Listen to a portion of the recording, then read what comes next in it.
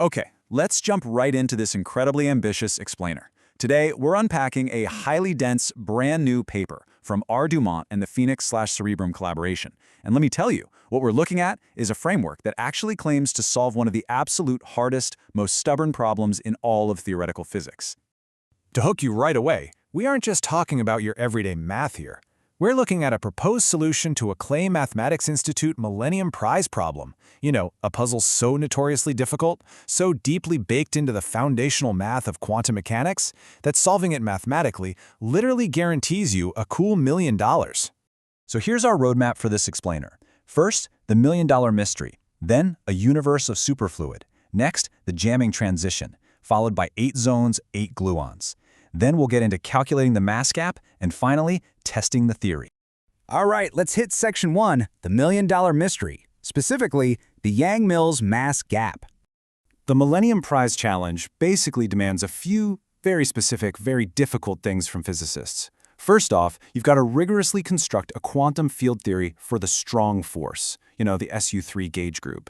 Then you have to prove it satisfies the strict Whiteman axioms. But crucially, the big hurdle, you must prove that the Hamiltonian has a strictly positive mass gap. In plain terms, you have to prove mathematically why the strong force has a minimum energy level and why gluons actually have mass in reality, even though the standard equations kind of suggest they shouldn't.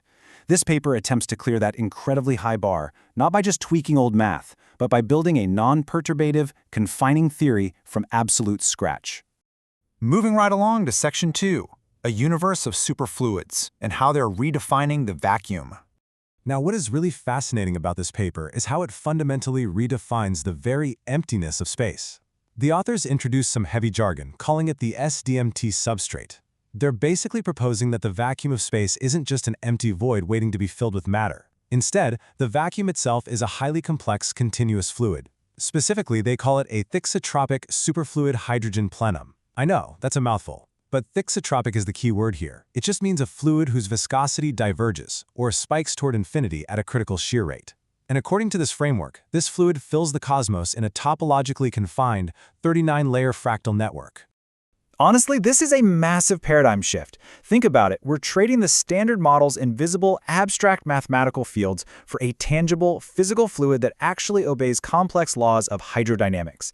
The authors are basically arguing, hey, you can't solve this math problem using only abstract math. You have to model the physical medium that the math is actually describing. Which brings us to section 3, the jamming transition and how this fluid creates constraints. The paper outlines this really interesting mechanical process where the fluid jams up. Imagine stirring a mixture of cornstarch and water. You know how the harder you stir, the more solid it gets? Well, in the SDMT framework, as the fluid nears its critical shear rate, its viscosity diverges. That's the jamming transition. The longitudinal movement of the fluid completely freezes, meaning it starts acting less like water and more like a solid under extreme pressure. Because of this freezing effect, only transverse shear modes, kind of like side-to-side ripples, can actually propagate through the medium. And this creates what the authors refer to as a dynamic ultraviolet length scale. So the absolute crucial point here is that this physical locking of the fluid is exactly what mathematically enforces the strictly positive mass gap required by the Millennium Prize. The mass gap isn't just some mathematical quirk anymore, it's the actual physical energy required to overcome the infinite viscosity of this jammed fluid vacuum. Let's look at section 4. 8 zones, 8 gluons. We're translating fluid to particles now. So, how do we actually get from a jammed fluid to the strong nuclear force? Well, the paper details this fascinating geometric process. Down at the microscopic level, 3 orthogonal fluid tori intersect, and at that jamming threshold we just talked about, this intersection fractures. Because of the 3D geometry involved, the space breaks into exactly 8 distinct shear octants. Now, crucially, the paper proves that these 8 physical shear zones map absolutely perfectly to the 8 Gelman matrices. This step-by-step dimensional jump, that's where the magic happens. The paper is claiming that the 8 abstract gluons of standard physics, the carriers of the strong force, are really just the mathematical shadows of these 8 physical fluid shear zones. And the connections go even deeper than that. By using a mathematical technique called two-scale homogenization on the fluid equations, the authors show that standard fluid nonlinearities naturally generate the incredibly complex Yang-Mills Lagrangian. How? Well, the advective movement of the fluid naturally creates the cubic gluon interactions, while the expansion of the fluid's viscosity generates the quartzic interactions. Literally. Even the structure constants of the SU3 strong force emerge exactly from the commutators of these octant projectors. It is a flawless mathematical translation from pure hydrodynamics straight into quantum field theory.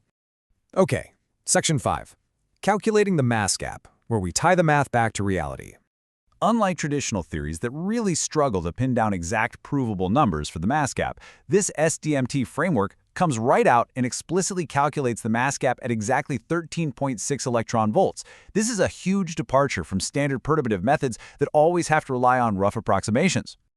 To back this up, they utilize an exact formula, directly linking the abstract mass gap to the Rydberg constant. And as you likely know, the Rydberg constant is the highest precision observable in all of physics, representing atomic ionization energy. The elegance of the variables they use here is just stunning. You've got the Rydberg constant, a fractal scaling base of 11.653, a topological frequency of 13, and a global attractor derived from an exact non-perturbative renormalization flow. By plugging these exact, topologically derived constants straight into their formula, the abstract math of the Millennium Prize translates flawlessly into concrete, observable physical reality. Finally, Section 6, testing the theory with falsifiable predictions. Remember that 39-layer topology of the fluid we discussed earlier? Well, it naturally quantizes excitations. This actually leads to explicit mass formulas for different types of hypothetical particles called glue balls. And the math behind the scalar and pseudoscalar glue balls directly utilizes that exact 39-layer fractal geometry as a foundational part of the equation. So, when you take those two mass formulas straight from the fluid dynamics and divide them, the math predicts a very specific glue ball mass ratio of roughly 1.472. And here is the absolute mic drop moment of the paper.